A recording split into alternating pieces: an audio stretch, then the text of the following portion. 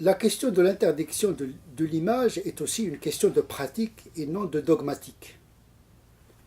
Il faudrait rappeler qu'à l'époque du prophète, il n'y avait pas des dessins ni des photos, il y avait plutôt des sculptures, à usage cultuel essentiellement.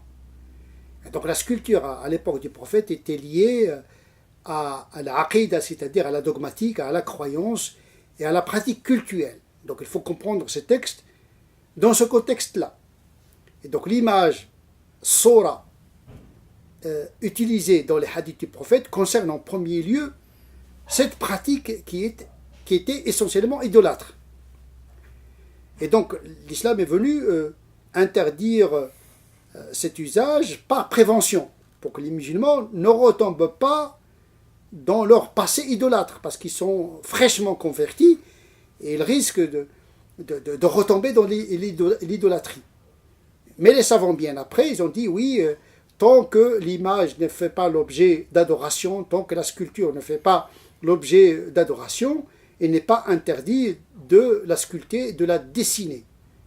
Certains, ils ont dit oui, on peut dessiner, on peut sculpter, mais un être vivant incomplet, c'est-à-dire qu'il n'est pas parfait pour recevoir l'âme et devenir vivant.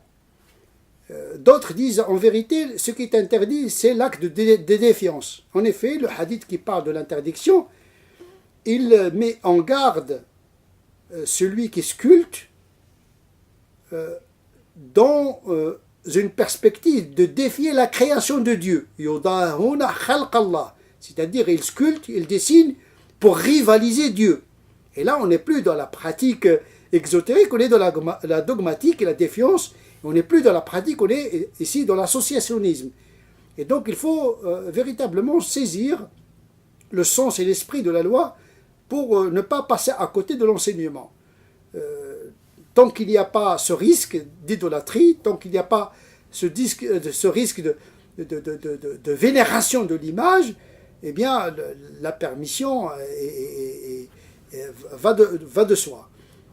Le prophète lui-même, lorsqu'il a vu des images sur son rideau, il a dit non, mettez-le dans un oreiller ou bien mettez-le dans un tapis pour qu'il ne soit pas l'objet de contemplation particulière par prévention, ne pas tomber dans la vénération des images et rechuter dans l'idolâtrie à son époque.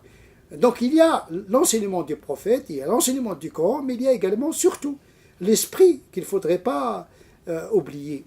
Et donc l'interdiction de l'image relève de cette catégorie entre la lettre du texte et l'esprit du texte. Donc il n'y a pas de risque d'idolâtrie, il n'y a pas de lieu d'interdire l'image, ni la sculpture d'ailleurs.